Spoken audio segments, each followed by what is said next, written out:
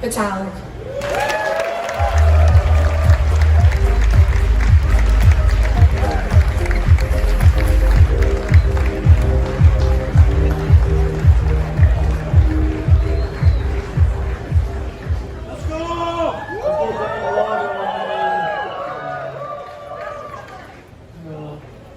Okay, great. So today, so today what I wanted to talk about is some of the stuff that's going to happen in Ethereum over the next couple of years, but also talk about it from the point of view not just of like what's going to happen with the technology, but also from the point of view of like what does this actually mean for the people who are building things on Ethereum. Well, probably the biggest news this year, right, is the merge is coming. So the merge is, so Ethereum switched to proof of stake. This effort that we have been working on for basically the last eight years, right? So the first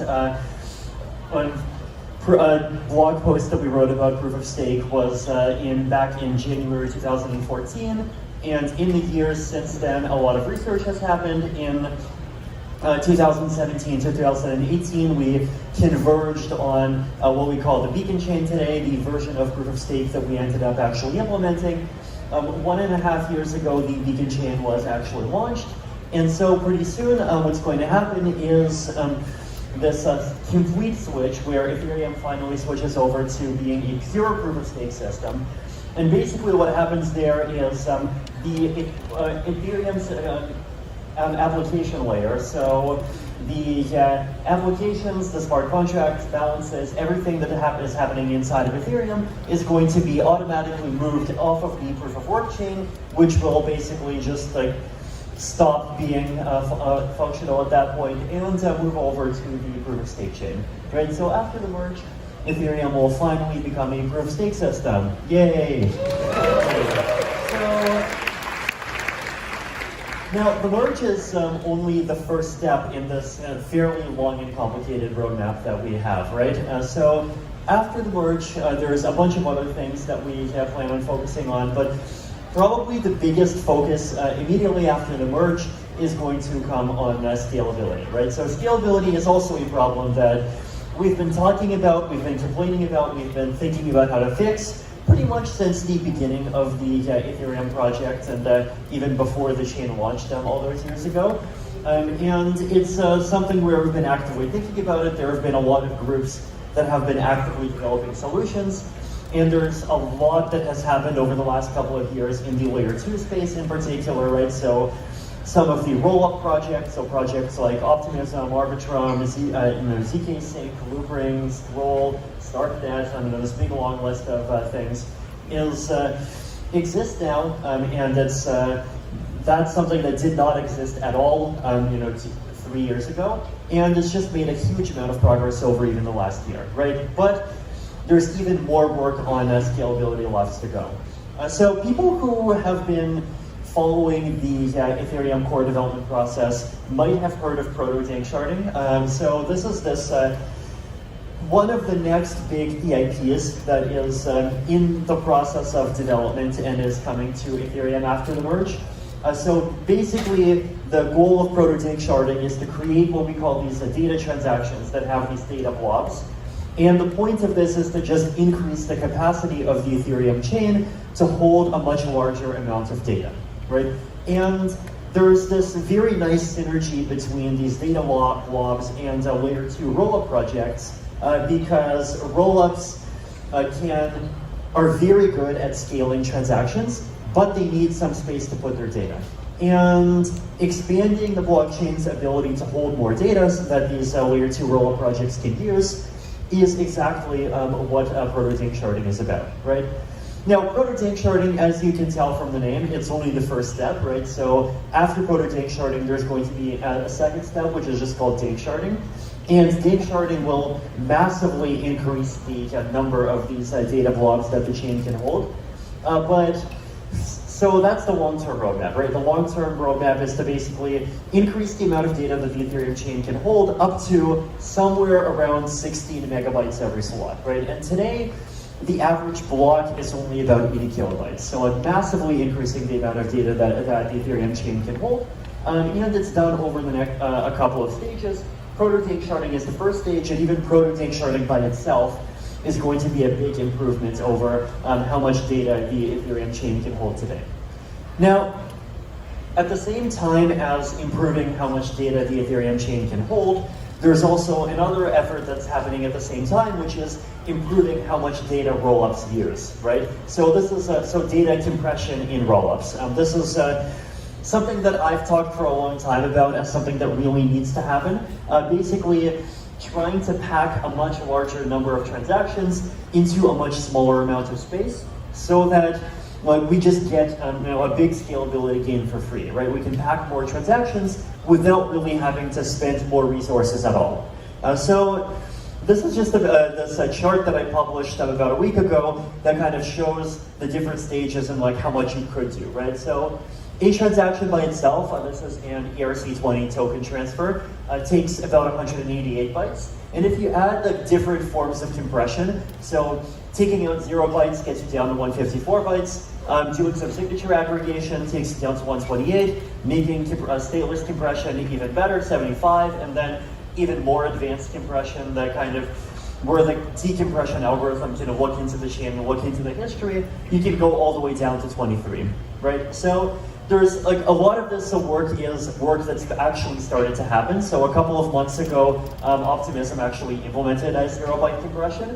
And ERC 4337 is also an effort that's been really picking up steam over the last couple of months, right? So a lot of effort to help the Ethereum chain hold a lot more data, and a lot of effort to help every individual transaction in a rollup use less data.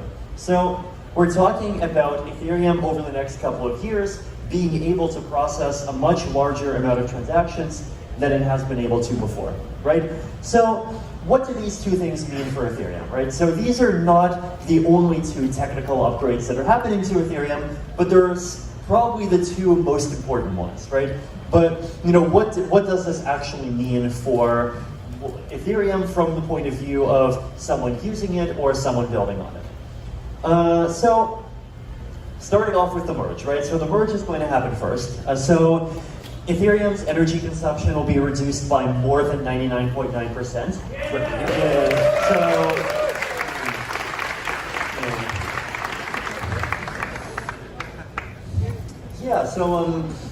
It's big improvements, obviously. In addition to this, there's a bunch of ways in which proof of stake improves security, and also the merge opens the door to more upgrades, right? So at the same time as being a switch from proof of work to proof of stake, it's also an opportunity to kind of take some of the ideas that we've learned over the last 8 years and use that to really redesign what the different parts of the Ethereum chain. So like, for example, the merge will also make Ethereum much more friendly to light clients, right? So today, if you want to access the Ethereum chain, most people generally use some wallet like MetaMask, and the way those wallets work is they talk to a server and to basically trust whatever answers the server gives them. So with light clients after the merge, once that tech is developed, you will be able to basically have a client that actually verifies the data that it gets back. So basically, the merge isn't just about the merge is also about other things down the line that the merge is going to enable. So that's the merge. Proto-date sharding, so opens up more data space, transactions will become cheaper, and compression means the transactions get even cheaper again, right? Cheap, cheap, cheap, yay.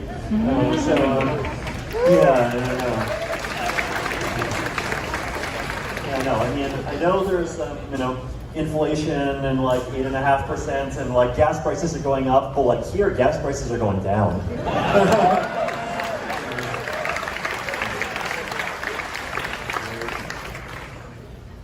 So what can we do with a safer blockchain and cheaper transactions, right? I think this is probably the big question.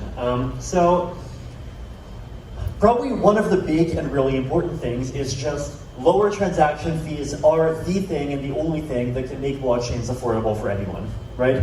So median income per day in Canada, at least according to the data at this link here, is about $113. So this is all in US dollars, just to kind of put all the different countries in the same unit.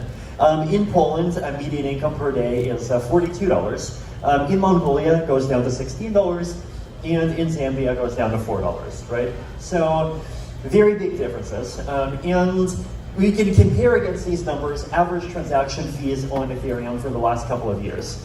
Now, obviously, they've gone up and down a lot, but generally, they've been somewhere in between $1 and $20, right?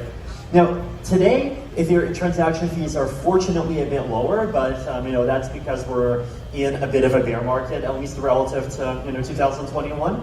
So that's obviously not something that we can count on, right? Like it's basically, if we see one of these bull cycles pop up again anytime soon, then even the cheap transaction fees that we see today, it's not going to happen, or fees are going to go crazy again, right? So that's on the Ethereum base layer, right? And if you take, let's say, the middle of that range, go take about $5, then you can see how to a lot of Canadians it can be affordable to send blockchain transactions for a lot of applications, but if we're talking about blockchains being this global thing that's supposed to empower people who are not empowered today in underprivileged countries, then you can see how it starts looking less viable, right? Because we're talking about single transactions potentially taking up people's entire daily income. And one of the things that you actually see if you visit some of these places, as we have, right, is that a lot of the time people do love blockchains, they do love cryptocurrency. I should say they love cryptocurrency, but they don't love blockchains. That's probably the way to put it, right? Because what you actually see often enough is people have cryptocurrency, but they have it in Binance wallets, right? Like you even see, entire ecosystems where it's just accepted that everyone has a Binance wallet, and sending from a Binance wallet to a Binance wallet is the way that you make transactions, right? So why does this happen? Well, obviously, right? If the blockchain is too expensive, people are going to look for something else. That's just a fact, and it's a fact that we have to deal with. And so, if we want to have a world where we can have blockchain activity happening without needing to trust centralized exchanges for everything, then we just have to learn how to make blockchains cheaper. Now, today with rollups, it's already sometimes 25 cents, sometimes less than 25 cents. And if you just analyze what's going to happen as a result of the improvements to rollups that I mentioned in the future, then we're talking about potential fees of maybe 5 cents or maybe even as low as 0.2 cents.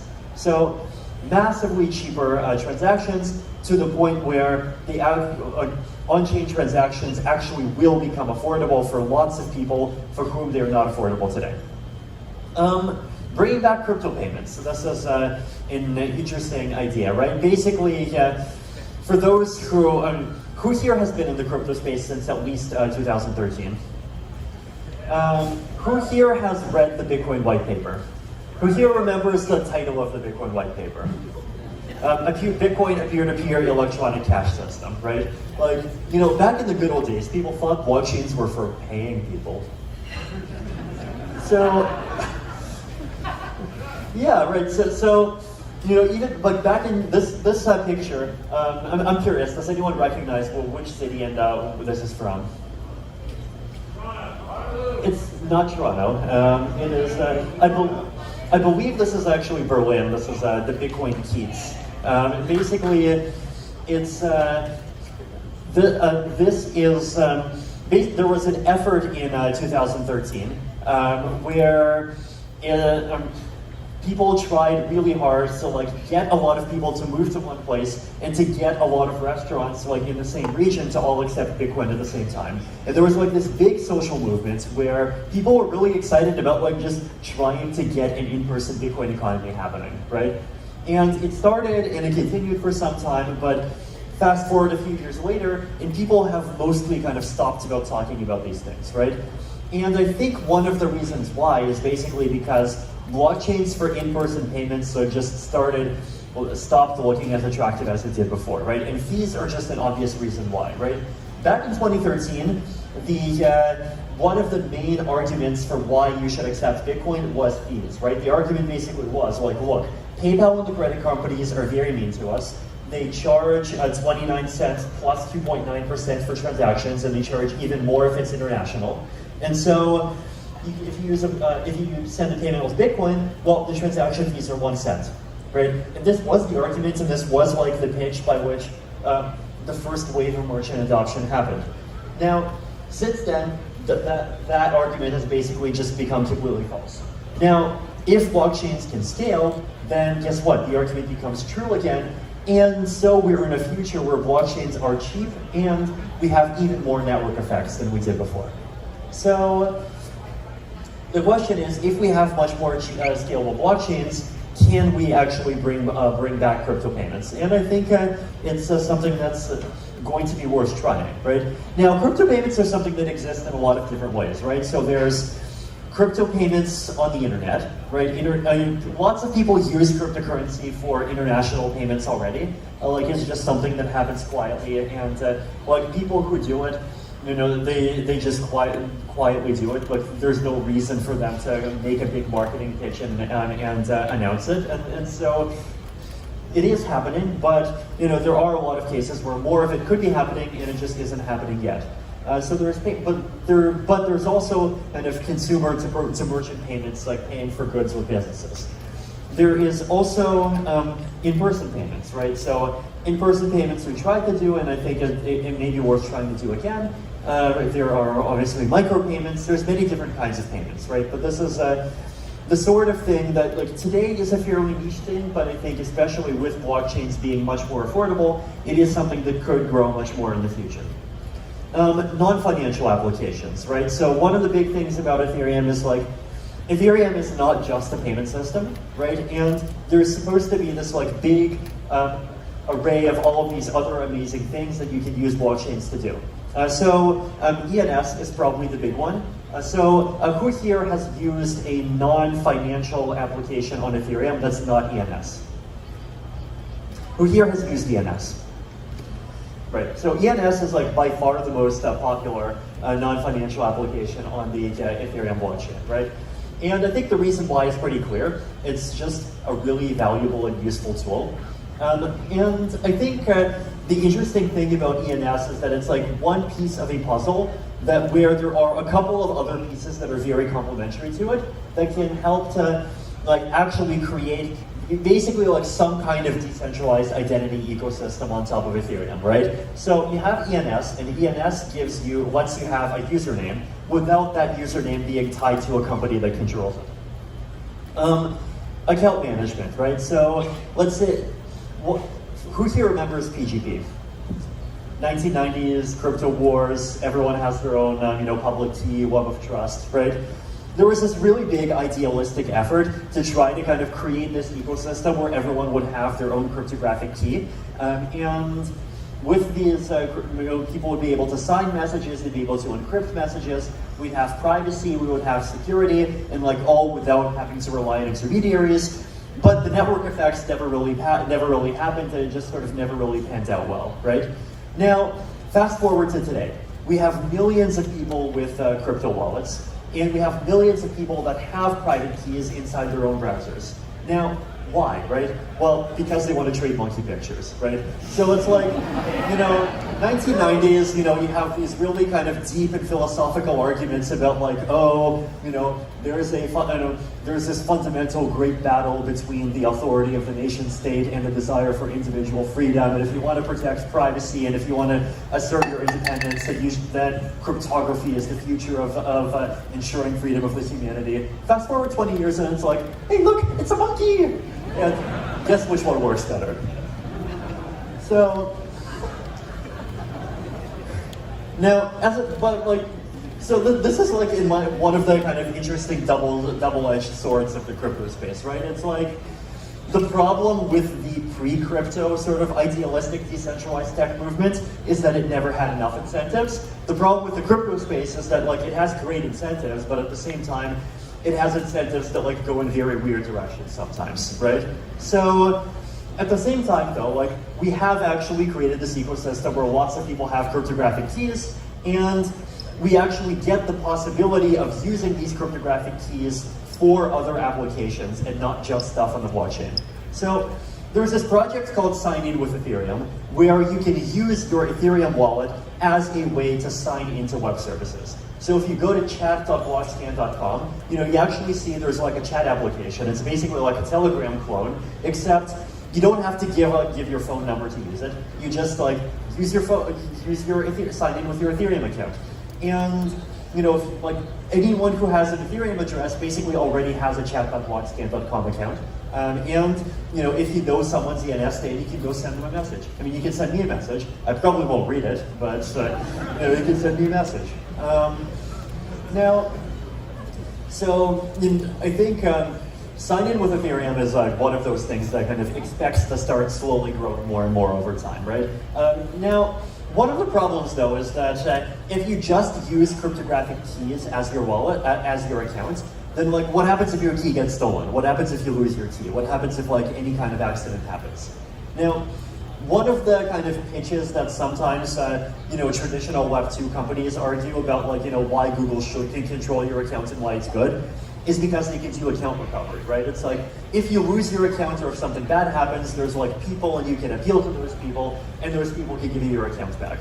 Now, like my personal experience with this argument is that it's like somehow actually not true, right? Like I've personally talked to people who've had like trouble with their accounts with a lot of these Web2 services, and they just often they just can't get their problem fixed. Like they reach out to support, and then just like get stuck.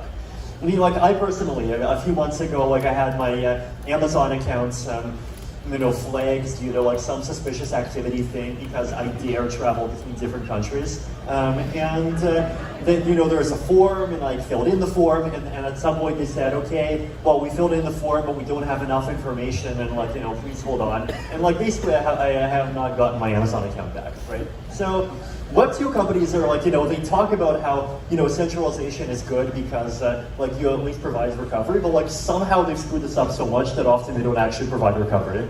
So what can we do? So Web3 can do this better, right? So for the last couple of years, I've been talking about this concept of social recovery where like you can choose, who your recovery contacts are, right?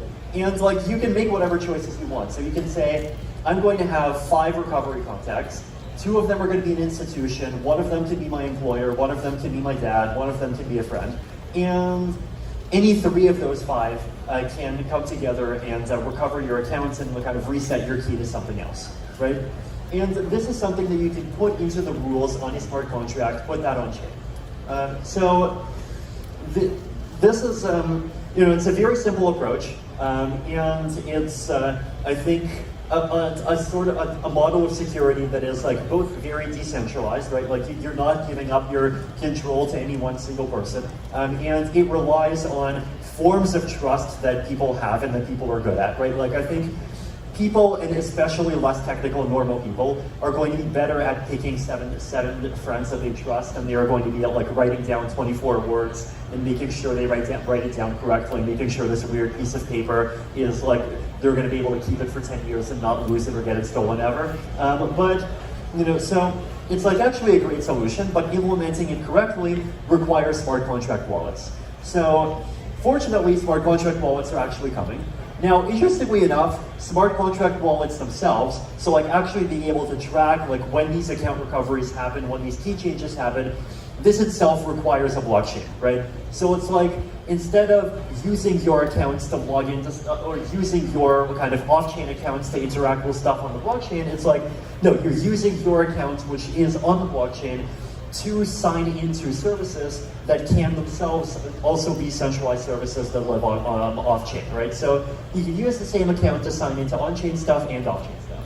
So that's the second piece of the puzzle. Third piece of the puzzle, attestations, right? So, it would be nice, for example, if you can prove that your account actually is a human and that it's not a bot, right? So this is something that, like, for example, in the context of social media, a lot of people care about, right? So, if you want to improve the quality of social media and like reduce the level of terrible stuff without kind of, trying to impose specific political opinions or like control it in particular directions or whatever, one very simple thing that you could do is just make sure that the people who are posting actually are people instead of being like some fake kind of farm where you have one person controlling 5,000 accounts through a bot, right?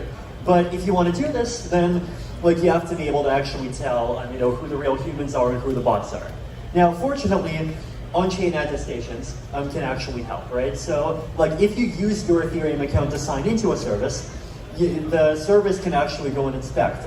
First of all, has this account ever sent a transaction, right? Sending a transaction requires paying a transaction fee. So just whether or not you send a transaction is the simplest possible filter that makes it hard to create 10,000 fake accounts, just by making it really expensive.